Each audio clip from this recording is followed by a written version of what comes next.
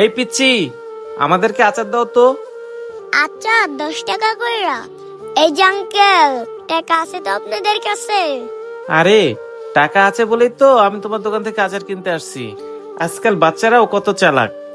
আচ্ছা ঠিক আছে, তবে কতক্ষণ অপেক্ষা করতে হবে? আচ্ছা মামনি, অপেক্ষা কেন করতে হবে? এখনই আমার বাবা আসবে, বাবা আসলে আপনাদের আচার দিবে। ভাই বলেন আপনাদের কি লাগবে? ভাই, আমরা তো আইছিলাম আচার নিতে, কিন্তু একটা কথা বলেন তো, এই বাচ্চাটাকে আচারের দোকানে দাঁড় করায় রাখছেন কেন? একটু আগেই ওর স্কুল ছুটি হয়েছে, ভাবলাম একা এরা বাসায় না রাখিয়া আমার সাথেই রাখি।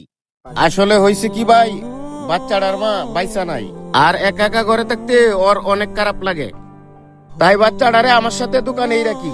হ্যাঁ, সেটা অবশ্য আপনি ঠিকই করছেন, তবে আপনার বাচ্চাটা কিন্তু অনেক চালাক। চালাক একটু হয়েছে, ওর অসুস্থতা ওরে আরো বেশি চালাক বানাইছে। আচ্ছা মামুনি, তুমি বড় হয়ে কি হইতে চাও? আঙ্কেল, আমি তো বড় হয়ে আর কিছুই হইতে পারবো না, কারণ আমি তো বেশি দিন বাঁচবই না। ভাই, ওইসব কি বলতেছে? ওর কি এমন হয়েছে যে এভাবে বলতেছে? ভাইজান, আমার বাচ্চাটার না অনেক বড় রোগ হয়েছে, ও মনে হয় আর বেশি দিন বাঁচবো না।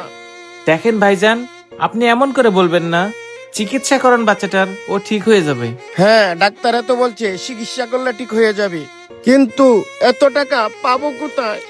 জানি না আমি আমার মেয়েটাকে বাঁচাইতে পারবো কিনা। বাবা তুমি একটু চুপ করো, আমি আছি না তোমার সাথে, সব ঠিক হয়ে যাবে। আর আঙ্কেল, আপনি আমার বাবাকে কান্দাইলেন কেন? আপনি দাঁড়ান, আমার বাবা আপনাদের আচার দিতাছে।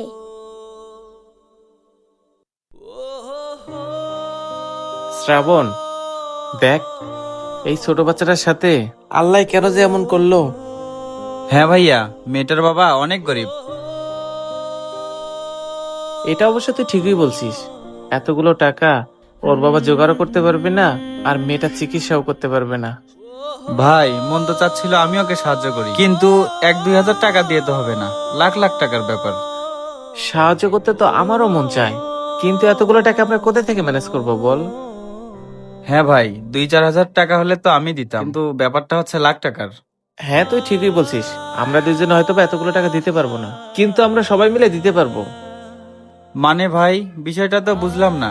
আরে বুঝলি না, আমরা দুইজন তো সাহায্য করতে পারবো না, তবে আমাদের অফিসে সবাই মিলে যদি সাহায্য করি, তাহলে মেয়েটার চিকিৎসার ব্যবস্থা হয়ে যাবে। হ্যাঁ ভাই, আমি তো এটা ভেবে দেখি নাই, আপনি তো ঠিকই বলছেন। হ্যাঁ, আমাদের অফিসে তো 1500 লোক কাজ করে, সবাই যদি 1-2 হাজার করে টাকা দেয়, তাহলে 2 লাখ টাকা হইতে বেশি সময় লাগবে না। হ্যাঁ ভাই, বাচ্চাটার কথা শুনলে সবাই সাহায্য করবে, আমরা মনে হয় পারবো। আচ্ছা ঠিক আছে ভাইয়া, আপনাদের আচারটা।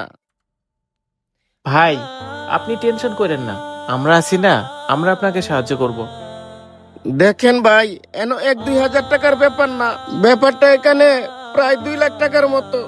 আপনারা দুইজন কইতে আনবেন এত টাকা?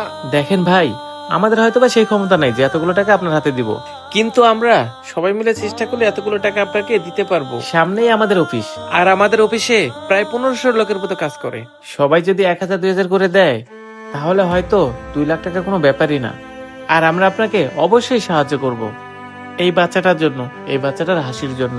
ভাই, আপনাদের অফিসের লোক কি জন্য টাকাটা দিব? ওনারা যদি টাকা না দেয়? ভাই, আমরা যদি বুঝিয়ে বলি তাহলে অবশ্যই টাকা দিবে, আর মানুষ এখনো এতটাও অমানবিক হয় নাই যে চিকিৎসার অভাবে এইরকম একটা শিশু বাচ্চা মারা যাবে, আর এটা শোনার পরে ওরা টাকা দিবে না। আর ভাই, সবাই মিলে যদি 1-2 হাজার করে টাকা দেয়, ওনাদের তেমন তো ক্ষতি হবে না, ওনারা টাকা অবশ্যই দিব। আপনি টাকা নিয়ে কোনো টেনশন করেন না, টাকা উঠানো আমাদের ব্যাপার, আপনি আমার নাম্বারটা উঠে রাখেন। আচ্ছা ঠিক আছে, আপনার নাম্বারটা দেন। 01725। ঠিক আছে ভাই, আপনাদেরকে অনেক ধন্যবাদ।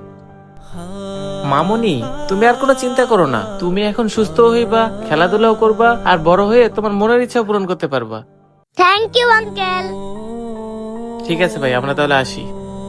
যদি আমাদের মনে সাহায্য করার মতো সদিচ্ছা থাকে, তাহলে সেই ইচ্ছা কখনো টাকার কাছে হেরে যাবে না।